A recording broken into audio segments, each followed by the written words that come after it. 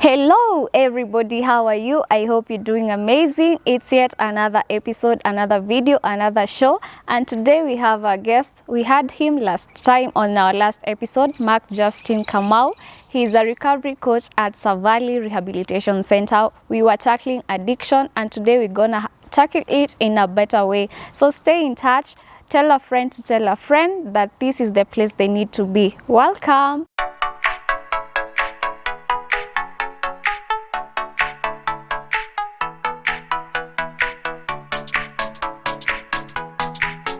It's a complete turnaround in your life. It's not only about quitting drugs. It's not only about quitting gambling. It's about bringing in a new belief system, a new mindset, a new way of living that will make it so hard to go back into the gambling and drinking. Because if you don't deal with that in you, if you don't deal with those issues that you're dealing with, eventually the disease is coming back.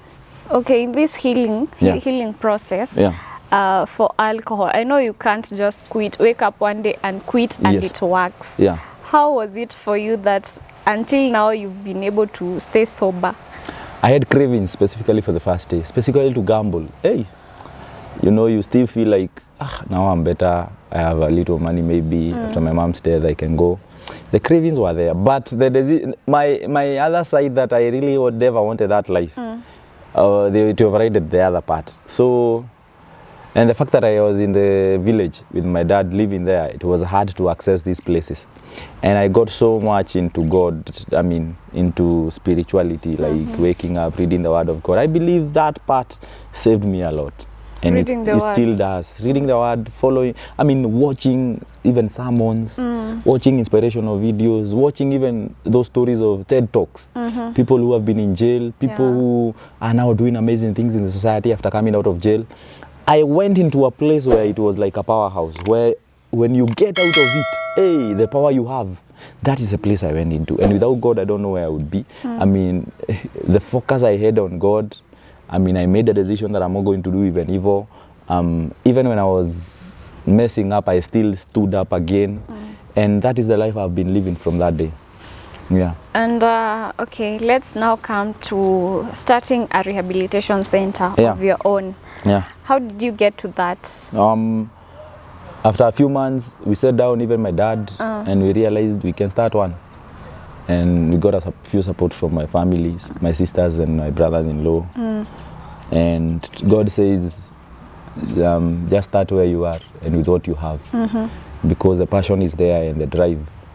I will be with you in the story. And because he has been with us all through, us being able to come out of addiction and being able to come out of that process, he will still be with us even now. And that's the mentality we have been driven with. How has it been so far, managing the rehabilitation center, encouraging others who are there like you? I can say it's quite educative. One thing it has taught me is that nothing is easy, even starting up something. My main idea is that it becomes a different rehab from any other place. Our main goal is to bring addicts to Jesus, and also not just help people quit drinking. That is not our main idea. Our main idea is to help people start a new way of living and thinking. And if you can have that, then you will quit drinking. So my main idea is not to tell you to quit drugs, to quit bang. Those are quick solutions, and there are no quick solutions to life. The only way I can teach you is a new way of living. And that new way of living will make you realize that you are an addict and you can never drink again. And there is a life which is even better than drinking. Sure. Yes. How many so far have gone through your hands in this rehabilitation center? I can't count, but let's say more than 5, around 7, 6. And they're still coming in. Most of them are young. They're youths? From 20. I even had a 19 one. So, and I realized that this is what God wants me to work with. So if he can trust me with these people, why should I not believe in myself? Yes. Sure. Yes. And as an addict now who is ready, okay, how do you know you are now ready to make this decision that I want to transform and start living a new life? It can either come from you or from people around. Because you know, addiction is like a pregnancy. You can hide it for a few months, but eventually you will see. So You might keep being in denial, but there are still people around your life saying that you're not living a good life.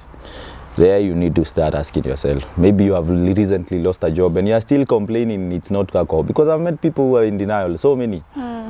Maybe you are still saying that things are okay with my life. I mean, you need to open up your eyes. If you find yourself you have lost a job, you have lost a relationship, and all of it is involved with alcohol, very soon you still drive even after drinking. You know, those are decisions which are danger, and people need to, I mean, why don't just take an Uber if you are normal? Those are issues that can clearly show that you are an addict.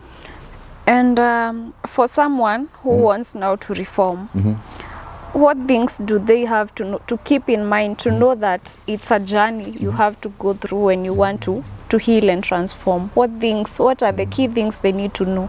Number one is one day at a time.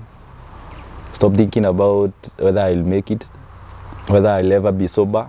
Just say, just for today, I am not touching a drink, I'm not smoking, I'm not placing a bet. Just for today. One day at a time. Number two, you need to realize that miracles always happen. It's only that sometimes they take a little bit longer. And number three, you need to take it easy. These too shall pass. So many have gone through it, and so many have recovered, even though most of them have relapsed. So many even have gone through worse than what you're going through. So you still get out of it. And again, it's about creating a new lifestyle. Wake up every morning and call yourself good names. One mantra I teach my people is every morning they wake up, I shout everywhere in the house, who am I? And everybody will answer, I'm a champion. And that's our way of waking up here. Who am I? I'm a champion. And then we'll go back there, we go there, do some devotion.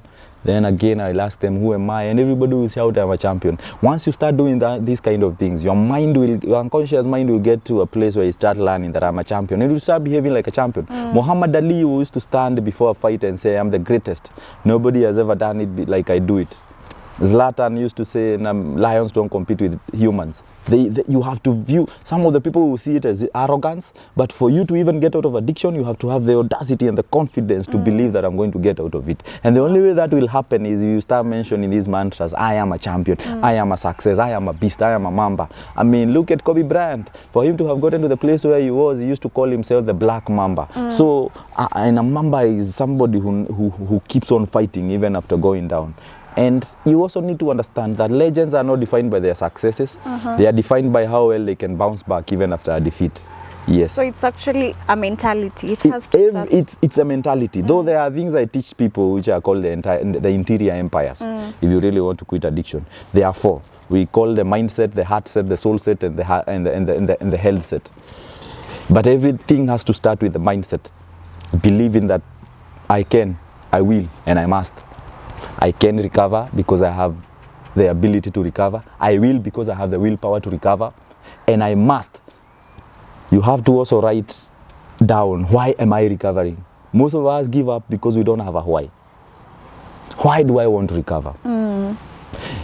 Most of the time, I placed my mom on the wallpaper on my phone. And I wrote in the names of my sisters and my brothers and my dad. So any moment I wanted to go back, I remember my mom. She's watching me wherever she is. My grandfather is watching me. And that keeps me inspiring to keep on moving. You have to have a why. Why do you want it? Why do you want to be successful? Why do you want to be in recovery? If you don't have a good why, you won't go as far.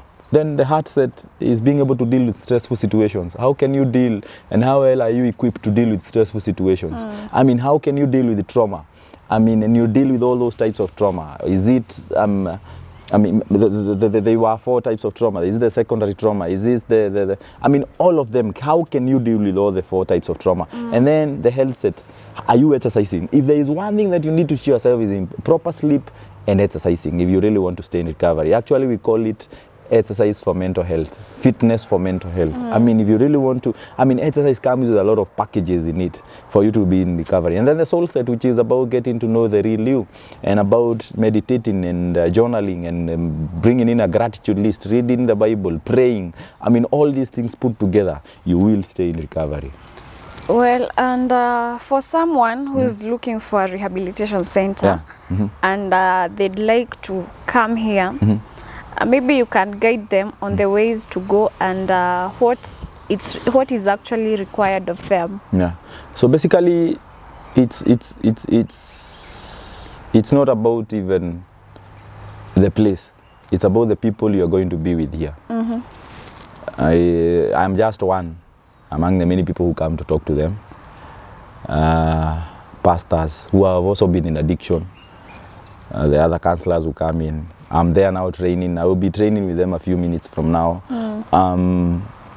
So actually, they are with you. You are bringing your son to somebody who has come out of it, and maybe who has even gone through worse than your son or daughter. So that's one part.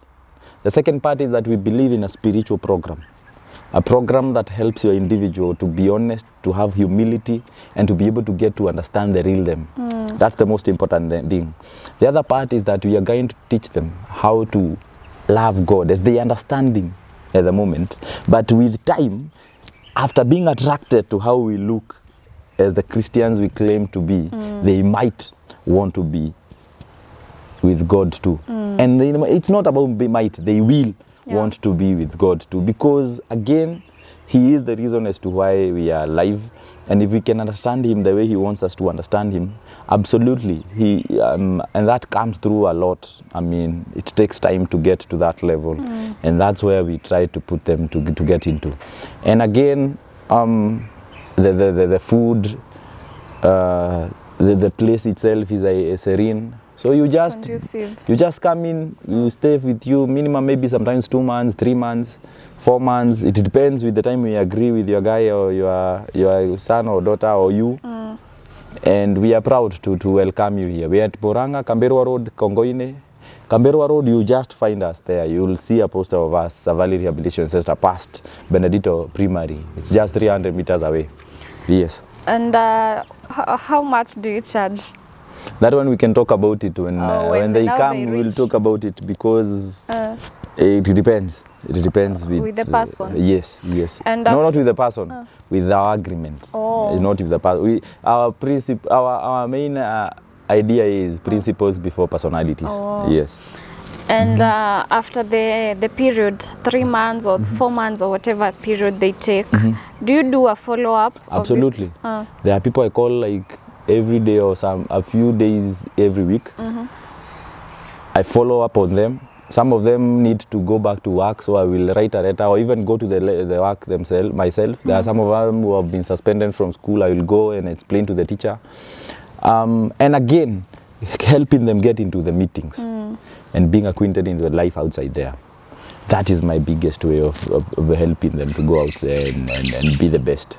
And why have you taken this initiative with a lot of passion? Like, it's so in you. Because I believe God has given me a privilege. I look at Paul. Paul used to say, this is a privilege that God has given me to speak to people and to preach to people. This is the same thing He has entrusted me with the young souls who have been in addiction like I was. And I don't just take it easily. I take it with a high ranking, that if God can trust me with them, because even if He trusts me with one, that already shows that He has trusted me. So why should I just joke around it? I mean, there is a reason for it. Yes. Sure. And maybe as we wind up, for you, you've just reformed earlier this year, right? Yes. And we are how many months sober now? Nine. Yeah. And we are just towards the end of this year. Yeah. And it's like you've been reformed for like 2 or 3 years. What has fastened this healing period until now? You are in a position, you are encouraging others, you're able to come out so clearly and confidently. People ask me that question most of the time, and I say it's God, nobody else. I would say it's God, and getting to know that He has always had His arms wide open. He was waiting on me to just say yes. And again, realizing the potential I have. And, it's like what do I call it? That it's like an ego who has been living with the pigeons and then realizes all of a sudden this is not my level. Then goes up high. So that's where I am now. And I think I've seen the other side of life. One thing I say is that I don't fear hell. I've been through hell and back. so I don't fear it. And the fact that I fear no hell, and I know I have nothing to lose because I had already lost everything. So I fear nothing because I have nothing to lose. I've already lost it all, and I'm out there trying whatever I believe will bring a change in the society. Sure. Without fear, I know I will go wherever I want to. Actually, fear means face everything and recover. But there are people who take fear as forget everything and run. But for us, we take it as fear, like face everything And recover. and recover. That's the mentality. Yes. And for someone who has already gone through the rehab, Yes. and or they are actually almost finishing the rehab, Yeah. what factors are they supposed to consider so that they don't go back to that life of addiction? You need to understand that quitting drinking is just 2% or even less. Because it's possible to go back. Yes, the bigger part is bringing in a new way of living. You look at people who are able to enjoy life, it's because they have a mindset or a way of living that makes it hard to live. I mean, if you read Napoleon's book, what's the name of that book? It's about how to. It's all about attracting wealth. He talks about the mindset so much and a way of living. And one thing I've realized, even when it comes to the legends, they are so predictable. This is the time they are waking up. This is how they deal with their situations and all that.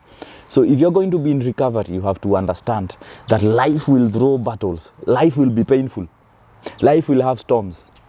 But also you have to understand, without Goliath, David would never have been known. I mean, it's through these Goliaths that you will learn. So stop wishing for an easy life. Just ask God for strength to overcome the hard life, because it's there. It's called a hard knock life, and it's going to be there. But are you strong enough to go through the fire and come out better? Same thing that happens to diamond. It goes through so many processes. And even after going through extreme heat, it goes to the cutting process. Are you willing and ready to go through the heating process and even the cutting process to become that gold, that diamond that will cost so much money and people are going to look out for? So in recovery, it's not about an easy life. It's about strength to overcome the hard life. Yes. And for addiction, Yeah. I know there are many types of addiction. Yes. Do you accept all these people, whatever addiction they are fighting? Absolutely. Anybody. Not only Like you alcohol. had, I had like 4 addictions. So, and I'm well equipped. We are well equipped, and through God's mercy and grace and the wisdom He gives us, we can deal with any type of addiction. That is the mentality we have, and they all have the same symptoms. And if you can, all of them require a new way of living. Even if it comes to sex addiction, it's a new way of living that will make it hard to go there. Yes. That's amazing. You're doing a good job. Thank you very much, Mary. You're also doing a good job. Keep encouraging people out there. Thank you. And that's what we live for, a day at a time. Sure. Yes. Maybe as we finish, you can tell them where they can find you in case they need you. Yes, you can find me on Facebook, Mark Justin Kamau. YouTube, Mark Justin Kamau. I release videos every Monday encouraging people. I always say there is a message for everyone. So if that message is appropriate for you, you tune in and listen. And my number is 0712 303 860. You don't know what God is making when you're aching. Keep on, a day at a time. Well, yes. Thank you so much for welcoming us here. Welcome. Thank you. Welcome. Thank you. And it's been an amazing episode with Mark here. I hope you've had a few or 1, 2, 3 things that will help you, or someone who you know is going through and struggling with whatever type of addiction. This is the place they need. This is the video. This is the encouragement they need. And if it's possible for Mark, then it's definitely possible for you. Until next time, it has been an amazing show. Subscribe to our channel, like this video, and share as well. I am your host, Wanjiko Maura.